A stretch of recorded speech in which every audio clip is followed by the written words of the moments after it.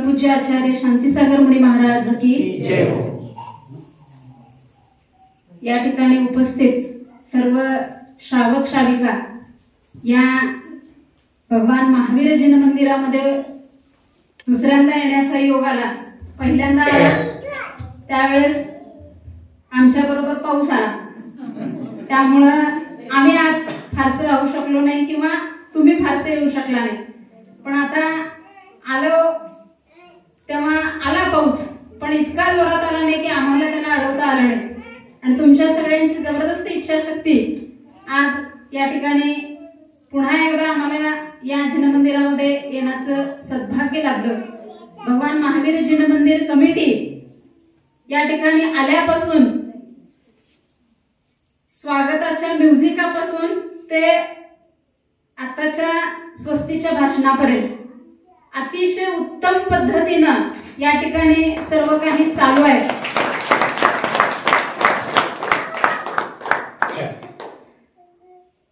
मगाशी ज्यांनी प्रस्तावना केली किंवा मंगलाचरण म्हटलं त्या मनीषाताई, स्वागत केलं त्या सारिकाताई, दीपालीताई, पाठशाळा शिक्षिका वैशाली पाटील, आणि या धर्माच्या मार्गावर पुढच्या पिढीनं मार्गक्रमण करणं काळाची गरज बनत चाललेली आहे।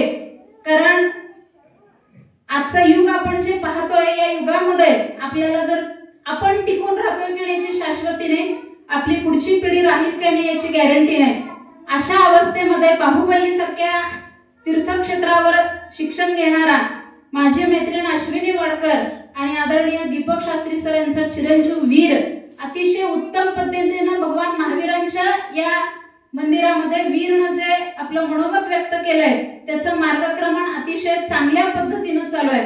आणि स्वस्तीने या ठिकाणी रम्य ते बालपण व्यक्त केलं, तर तिचं ते बालपण नव्हतंच, सगळं आमचंच बालपण होतं।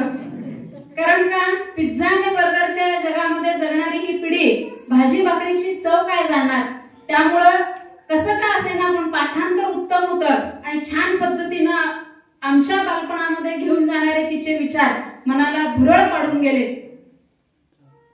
27-28 तारखेपासून सुरू झालेला दशलक्षण पर्व, या दशलक्षण पर्वामध्ये विविध ठिकाणी जात असताना, विविध ठिकाणी आपले विचार व्यक्त करत असताना पुन्हा पुन्हा यावंसं वाटणारी ही दुधगाव नगरी का, तर या ठिकाणी एक शिक्षिका म्हणून जात असताना कर्मवीर भाऊराव पाटलांची ही भूमी, कर्मवीर भाऊराव पाटलांनी रयत शिक्षण संस्थेचे बीजारोपण या दुधगाव नगरीमध्ये केलं आणि रयतेचा वटवृक्ष उभा राहिला, बहुजनांचा उद्धार झाला। या दुधगाव नगरीमध्ये कर्मवीरांचं नाव घेतल्याशिवाय आपण पुढे जाऊ शकत नाही। अशा या नगरीमध्ये मला येण्याचं पुन्हा एकदा सद्भाग्य आपल्या सर्वांनी दिलं, त्याबद्दल आभार या ठिकाणी व्यक्त करते। आजच्या कार्यक्रमाचे प्रमुख पाहुणे आदरणीय दीपक सर आणि आता वीरचं भाषण, या दोघांना पाहून मला असं वाटतंय मी फार अल्पज्ञानी आहे। धर्माच्या आचरणामध्ये आम्ही फार मागे आहोत, परंतु बाहुबली सारख्या ठिकाणी शिक्षण घेत असताना त्याच्या चारित्र्यामध्ये, त्याच्या वर्तनामध्ये जो बदल होतोय तो अतिशय स्तुत्य आहे आणि त्याचं अनुकरण पुढच्या पिढीने करावं अशा पद्धतीचे विचार व्यक्त करते। या ठिकाणी पर्यशन पर्व साजरा करत असताना, आत्म्याच्या गुणांचा अभ्यास करत असताना, आपला आत्मा जो आहे तो जाणून घेत असताना पर्यशन पर्वातल्या 10 धर्मांचं आचरण या आत्म्याकडून होणं फार गरजेचं आहे। या पर्यशन पर्व कालामध्ये 10 धर्मांचं चिंतन होणं काळाची गरज आहे। कारण आजच्या 21व्या शतकामध्ये एआयच्या जगामध्ये आज आधुनिक पिढी जी वेगवेगळ्या व्यसनाधीनतेच्या भ्रष्टाचाराच्या मार्गावर जाते आहे, त्या पिढीला पुन्हा एकदा माणूस म्हणून जगवायचं असेल, माणूस म्हणून शुद्ध आचरण करायचं असेल तर आज पुन्हा एकदा दशधर्माची आपल्याला गरज आहे। आज मी अभ्यास केला, तुम्ही ऐकला आणि ते पुढे कुणाला तरी सांगितला तर ही पिढी टिकणार आहे। हे माझ्यापुरतं सीमित राहून चालणार नाही आहे। हे वर्षानुवर्ष कालानुकाले आपल्या धर्माचं आचरण, आपल्या धर्माची शिकवण समाजामध्ये जाणं फार गरजेचं आहे। आपण जेव्हा एखाद्या ठिकाणी जात असतो त्या ठिकाणी गेल्यानंतर तिथल्या प्रत्येक गोष्टीचं चांगलं जे आहे ते आपण घेण्याचा प्रयत्न केला पाहिजे। बाजारामध्ये गेल्यावर सुद्धा जे चांगलं आहे ते आपण घेत असतो। म्हणून आपल्या दशधर्मामध्ये प्रत्येक धर्माच्या पुढे उत्तम हा शब्द लागलेला आहे। उत्तम म्हणजे अतिशय शुद्ध, चांगलं। कोणी बाजारामध्ये गेल्यानंतर कुठल्याही पद्धतीचं घाण असलेली वस्तू किंवा जराशी खराब झालेली वस्तू घेत नाही, उत्तम घेण्याचा प्रयत्न करतो. तसे दशधर्मातील प्रत्येक उत्तम धर्म आपल्याला या ठिकाणी घ्यायचा आहे. मग अशा या ठिकाणी 10 धर्मांची नावं त्या विद्यार्थ्यांनी इथं सांगितली. तर हे पाठांतर सुद्धा महत्वाचं आहे. इथनं आपल्या धर्माची खरी सुरुवात होते. उद्या त्याची 10 धर्म नुसती पाठ होणार नाहीत, त्याच्या अंतःकरणामध्ये ती पोहोचणार आहेत आणि एक उत्तम समाजातला नागरिक म्हणून दशधर्म पाळणारा म्हणून त्याची प्रचिती आल्याशिवाय राहणार नाही. हे त्याचं द्योतक आहे आणि त्याच्या अभ्यासाला त्याच्या कार्याला सुद्धा या ठिकाणी शुभेच्छा देते. तर आजचा उत्तम शौच धर्म. शौच धर्माचा शौच शब्दाचा अर्थ आहे स्वच्छ, निर्मळ, पवित्र, शुद्ध. जे काय आहे ते शुद्ध, पवित्र, उत्तम, चांगलं आपल्याला मिळावं. आपल्या धर्मामध्ये शौच धर्म 2 पद्धतीने सांगितलेला आहे किंवा शौच 2 प्रकारचे आहे. एक अंतरंग आणि एक बहिरंग. अंतरंग शौच आणि बहिरंग शौच आज विचार केला तर बहिरंगतेकडे आपलं जास्त अट्रॅक्शन आहे, बाह्य स्वच्छतेकडे आपली जास्त कल दिसून येतोय. या दशधर्मामध्ये आपल्याला काय करायचं आहे? अंतरंगाची स्वच्छता करायचं.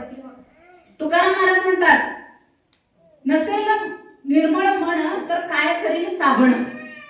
मन जर निर्मळ नसेल, स्वच्छ नसेल, पवित्र नसेल, बाहेरून कितीही शुद्ध असाल, किती स्वच्छ कपडे घातला असाल, कितीही सुगंधित द्रव्याने स्वतःला नटवला असाल, सजवला असाल, आतून जर कुलाचार चांगला नसेल, आतून आत्म्याची पवित्रता नसेल तर त्याचा काही उपयोग नाही. म्हणून शौच धर्माचं पालन करत असताना आतून आणि बाहेरून दोन्ही दृष्टीने आपल्याला निर्मळ असणं, स्वच्छ असणं गरजेचं आहे. आणि ही शुचिता येण्यासाठी हा शौच धर्म आपल्याला फार लहानपणापासून सांगितलेला आहे. बघा, क्षमा, क्रोधाचा अभाव म्हणजे क्षमा धर्माचं पालन. प्रथम धर्म, क्रोधाला नियंत्रित ठेवायचं आहे तर क्षमावान होऊ शकतो. दुसरा धर्म उत्तम मार्दव. मान कशाय सोडून देणे म्हणजे मार्दव धर्माचं पालन करणे. मान, अपमान यापासून कोसो लांब राहणे. तिसरा धर्म आहे आर्जव. आर्जव म्हणजे काय? सरळता. मायाचार करायचा नाही. पोटात एक अजिबात नको. जे आहे ते सत्य प्रकट करणं, सरळ स्वभाव असणं म्हणजे आर्जव धर्म. आणि ह्या तिन्ही कषायानंतर या तिन्ही कषायाला जास्त उद्दीपित करणारा म्हणजे लोभ.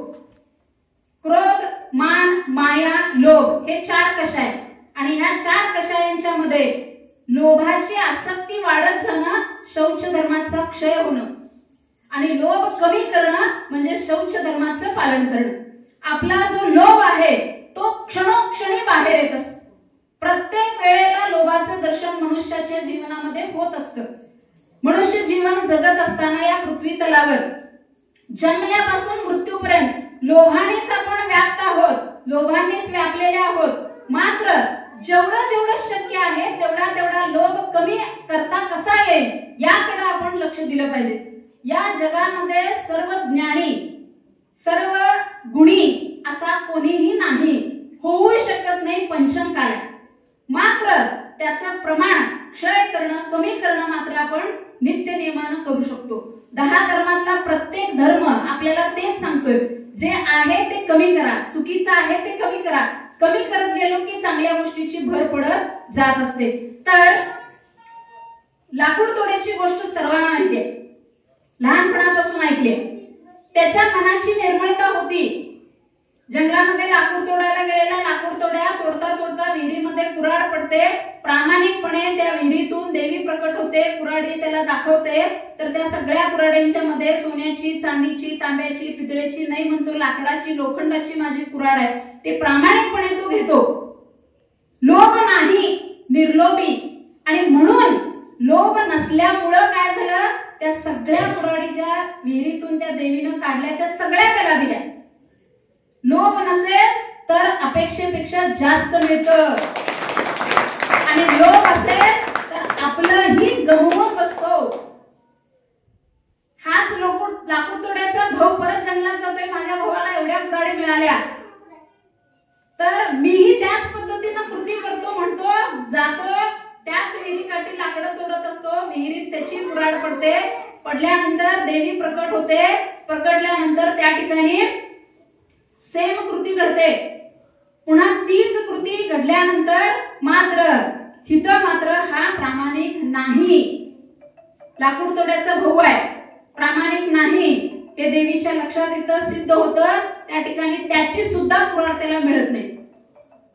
लोभाचं हे फळ आहे. म्हणून निर्लोभी वृत्तीने आपण जगावं ही अपेक्षा या ठिकाणी आपण नेहमी केली पाहिजे. आज रामायण महाभारत पाहत असताना लोभाच्या कितीतरी घटना घडलेल्या आहेत. दशरथ पुत्र राम अतिशय शांत संयमी, माता कैकेयीमुळं त्या ठिकाणी रामाला वनवास भोगावा लागला. मात्र त्याच राम लक्ष्मणाचे बंधू भरत अतिशय पवित्र, शुद्ध, निर्मळ, स्वच्छ मनाचा, कैकेयीला भरताला गादीवर बसवायचं होतं. मात्र रामच सर्वश्रेष्ठ आहेत, तेच या अयोध्येचे राजा आहेत, तेच बसणार. भरताना हट्ट धरला. मात्र कैकेयी रामावर प्रेम करत होती, राम देखील कैकेयीवर तेवढंच माता म्हणून प्रेम करत होते. माताच्या हट्टापोटी ते वनवासात गेले आणि भरतानं त्या ठिकाणी गादीचा त्याग केला आणि श्रीरामाच्या पादुका गादीवर बसवून सकाळ संध्याकाळ पूजा केली. लोभी वृत्ती असेल तर काही मिळत नाही, निर्लोभी असाल तर सर्व काही मिळतं.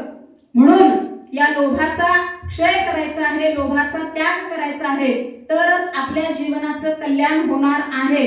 म्हणून या लोभाची व्याप्ती जसजशी वाढत जाते तस तसा हव्यास, तस तसा मोह वाढत जातो आणि हा वाढलेला मोह माणसाला स्वस्थ बसू देत नाही, बेचैन करून टाकतो आणि त्या हव्यासापोटी तो नको त्या गोष्टी करून बसतो.